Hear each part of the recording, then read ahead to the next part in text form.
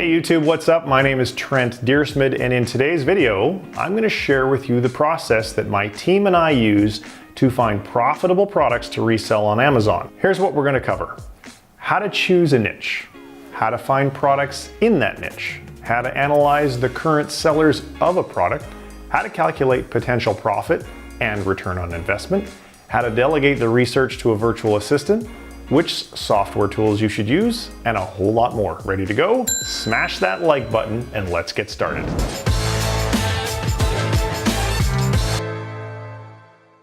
Before we dive into the training portion of this video, I want to make sure you understand a few very important things.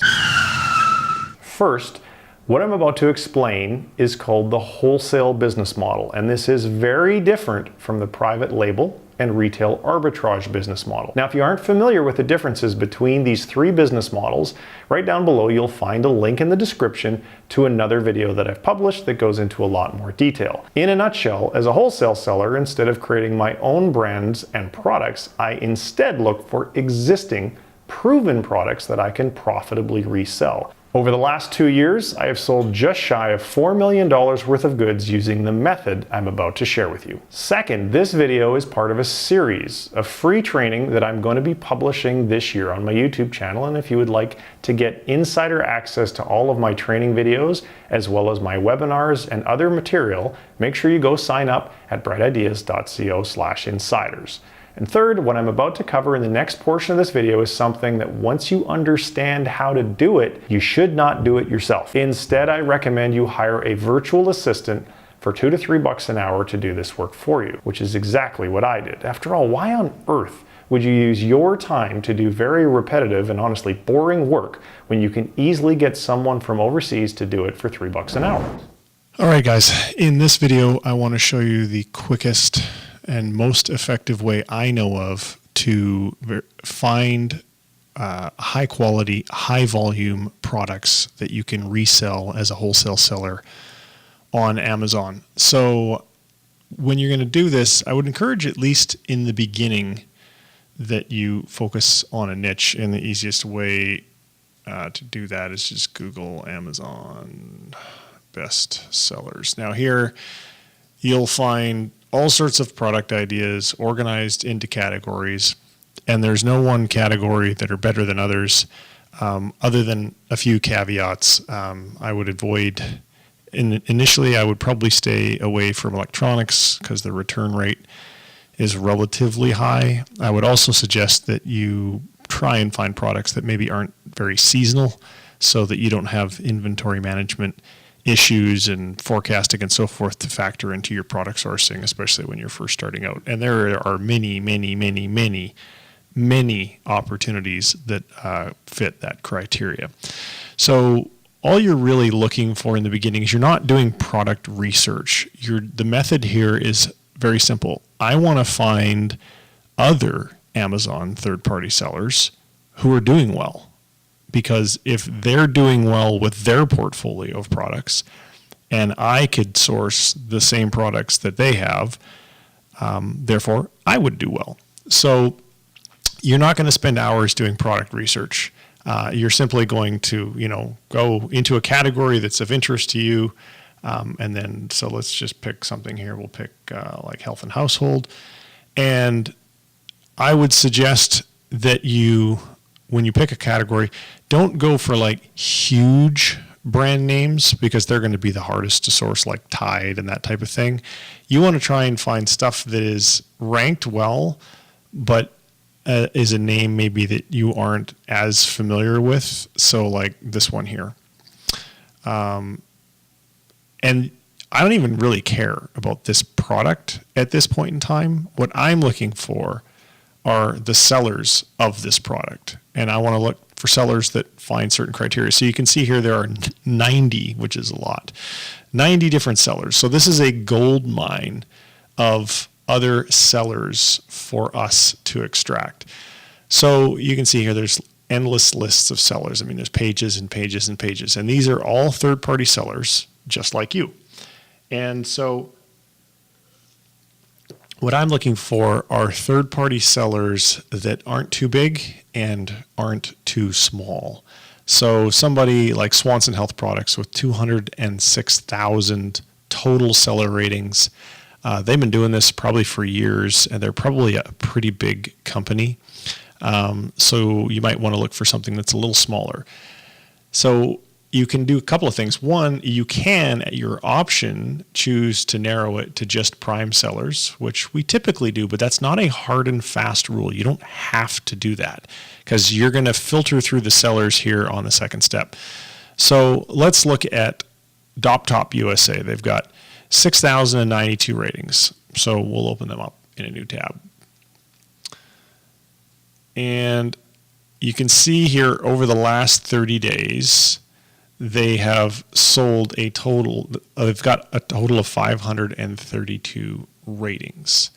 So if we pull up our, assuming I can spell, pull up the calculator, and we take, because what I want to try and figure out is how much revenue are these guys doing per month. So if I take 532 ratings, and let's assume that they are getting a review approximately 3% of the time. You could pick 2%, you could pick 1%, but don't pick 10% because nobody gets a review that much. So if they're getting a review 3% of the time, that means they're processing, if I did my math correctly, around 17,733 orders. Let's just double check.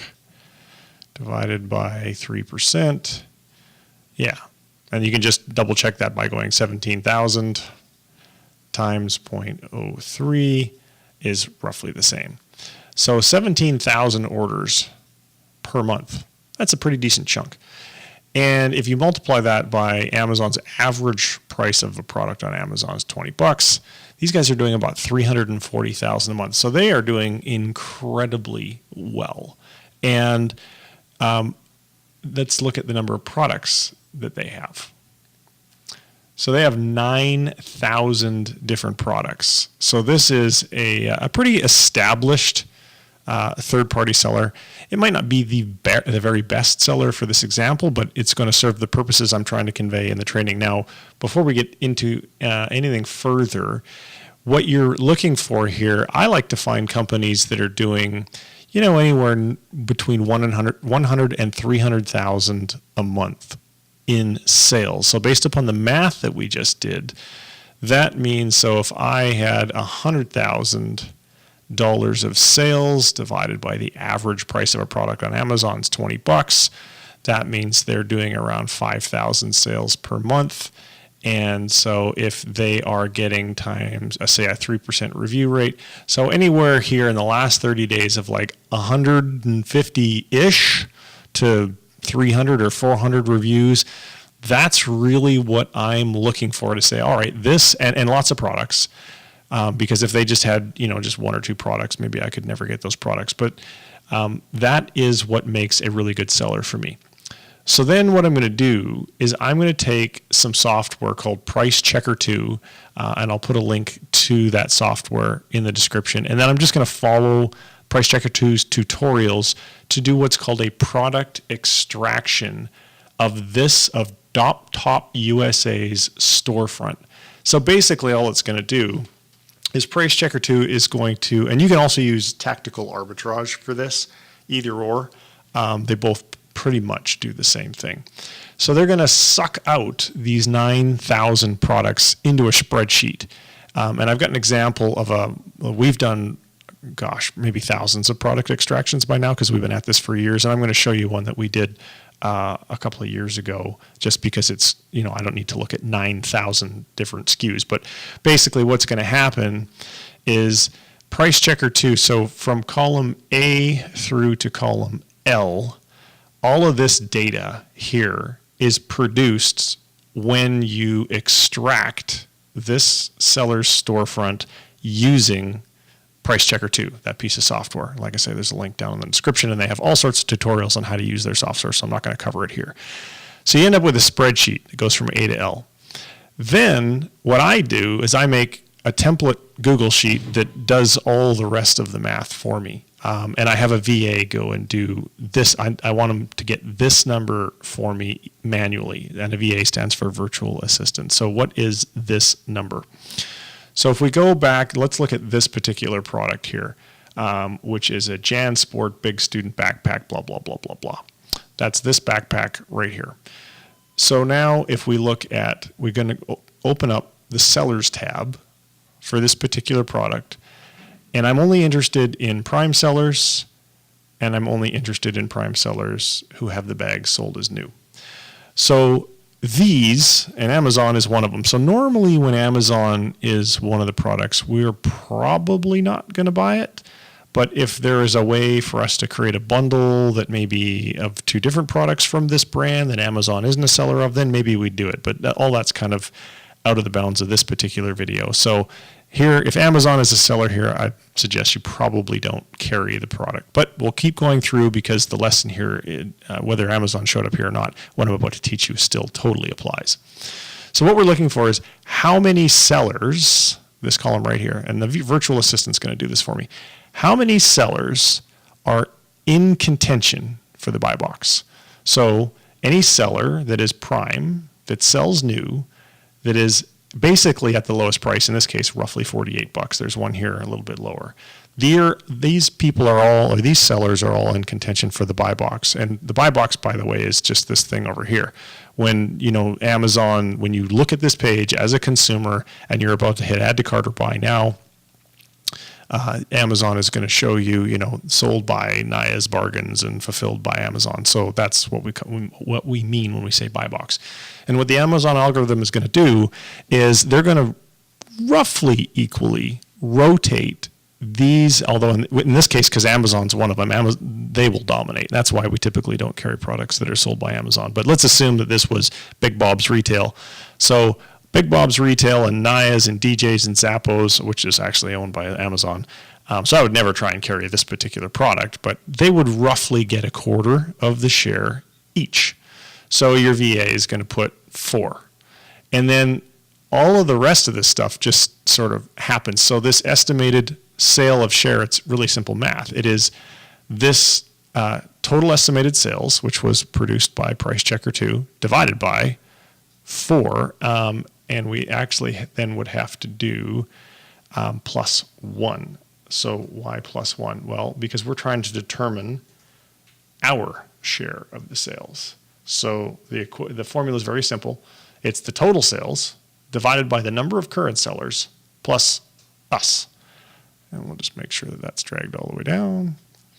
So that means that if we were able to source this product and we were the 5th seller, so we would get 1/5 of the share of the buy box, we could expect to sell roughly 832 units a month. And now that, and I say roughly, I mean, it's not going to be 200, but it's not going to be exactly 832, which would mean our share of the revenue on this product would be around 40 grand because the product moves a lot of volume. They sell a lot of this backpack. Now, I mentioned earlier about seasonal things. So here's something to watch out for. What do you think? When do you think this product sells like crazy? Back to school. That's when it sells like crazy. So anytime you have a product that is seasonal, it can actually mess with the sales assumptions that the various tools, be it Price Checker 2 or Jungle Scout or Viral Launch or whatever, it can mess with the sales assumptions, and it also can mess with your inventory management. So you need to be aware. You need to just kind of use common sense and look in the product and go, hey, is this going to be seasonal or is this going to be something that people buy all year round? And the various tools, they'll all provide you data on that will help you to make an informed decision whether product is seasonal or not.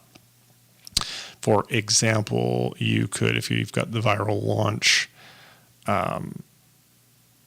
extension in Chrome, you can click on it and then you can look at the BSR and you can see huge spike. That's back to school, and the rest of the year it really doesn't sell very much. So I probably wouldn't want to source this particular backpack for that reason. However, for the purposes of the lesson, it's still a great example. So that's how our revenue share is calculated, is just simply our expected share of the units times the unit price. So you could put that in your spreadsheet. And then product prep, we know that it costs us around 28 cents to prep. Now, if you're using an outsourced prep center, they're going to probably do a prep ourselves, and that's why it's so low.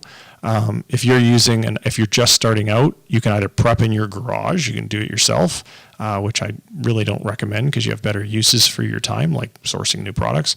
If you're going to use a prep center, maybe they're going to charge you 70 cents, 80 cents, 90 cents, whatever their fee is, you're going to put it here. Whatever the shipping is from the supplier, like if JanSport is going to ship, boxes and boxes of these things to us, we need to figure out what the inbound shipping is going to be.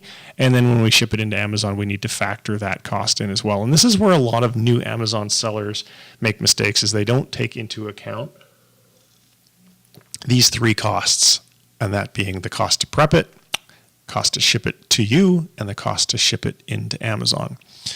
So then, the rest of this, again, is just some more formulas that help us to measure what our return on investment would be, and what our Okay, so the next thing that we want to figure out is, what is the maximum that we could pay for this particular bag, and to achieve our goal of a 30% ROI. So that is this column S. And again, this is not a particularly complex math formula. It's C2, which is the retail price, minus T2, which is all of our Amazon fees. And you can figure out what the Amazon fees are on any particular product, either by typing in Amazon FBA fee or FBA calculator. So you can do this manually. And to do that, you would take this product's ASIN number. Now, this here isn't a Chrome extension. This is a fast way to do this. I'll cover that in a second. So you would go down here and you'd find whatever the ASIN for this particular product is, which is right here. And then you'd put it into here. And you'd select whatever variation you were doing, and then you'd hit calculate, and it's going to tell you total fulfillment cost is $11.08. So I think that's pretty much, we're 8 cents off. But that's where that fee comes from. The other way that's really easy to do that without having to do all that math that I just showed you is you can just go buy this thing here called RevSeller, and it's a little Chrome extension, and it will automatically put in it'll calculate all the FBA fees and everything for you. So I actually really, really enjoy using that because it saves time. All right, so that's how those fees are calculated. And then the rest of this is just basic mathematics to figure out, well, if we want a 30% ROI, given shipping fees and Amazon fees and how much the product sells for, the maximum that we can pay for it is $27.48. And if we could pay $27.48, we would make a profit of $8.51 per unit. And based upon our share of the unit sales, if we were to become the fifth seller and we got a 1/5 share, this product would make us $7,082.59. So roughly $7,000 a month. So that's kind of the magic number that you're looking for. And as you can see here, there's all sorts of numbers like this. This would be a really fantastic line of products to carry. One, if they weren't seasonal, because I'm not so much into seasonal stuff. And two, if these products weren't stocked by Amazon. So that is an overview of the product extraction process. So let me very quickly summarize that. You're basically looking for sellers that have a feedback score that is somewhere between, in the last 30 days, somewhere between 100 and 400 or 500 reviews. That tells you they're doing plenty of business. You want them to have plenty of products. In this case, 9,000 is plenty. You're going to then use Price Checker 2 to extract that data into this spreadsheet. You're going to have a VA go count up the number of competitive sellers so that you know what your share would be. And because all of these formulas, you're just going to cut and paste in the sheet every time, all of this math is just going to instantly happen for you. And then you're simply going to look at this column and you're looking for numbers that make sense. Like I would carry, if I could, any and all of the products that you see in this particular sheet here because they're all highly profitable. Now, in this brand's case, many, if not most of these products are carried by Amazon, so I'm not too terribly interested in carrying them.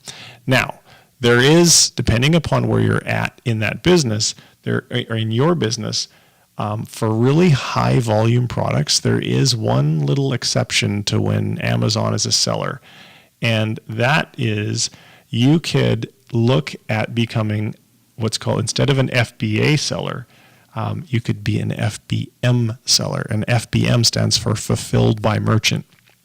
So Fulfilled by Merchant is you're going to have to do the pick, pack, and ship, or you're going to have to hire a company to do the pick, pack, and ship. And it's not something I necessarily recommend you get into at the beginning. However, if you're able to get approval from a brand and they have really high volume products, even a small share of those products will go to FBM sellers.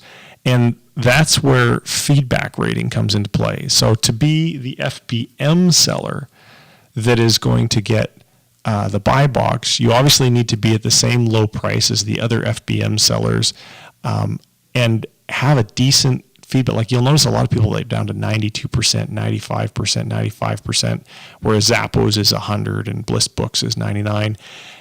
Amazon will give favor to FBM sellers, all else being equal, that have the highest score from a seller rating. So if you see a high volume product that has a lot of FBM sellers, and most of them have a review score of 95% or less, I would take a closer look at that product and see whether it makes sense for you to get involved and sell it as an FBM seller, assuming that you could not get approved to be an FBA seller, because oftentimes the brand's approval criteria will be different. They'll say, well, we're not going to approve you for FBA, but you could approve for FBM. And there's all sorts of reasons for that. And again, those are outside the scope of this video.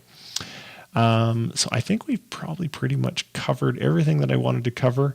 So that is the process that we use over and over and over and over again to find profitable brands and profitable products to carry in our store. As I mentioned earlier, if you'd like to download this system, you can do that using the link that is down in the video description. If you want even more of all my free training material, make sure you go to brightIdeas.co/insiders and I will direct you to some super secret insider only free training resources. And finally, if you have a question about this video, leave it in the comments. I'll actually give you an answer. And while you're at it, don't forget to subscribe and hit the bell so I can say hello to you in my next video.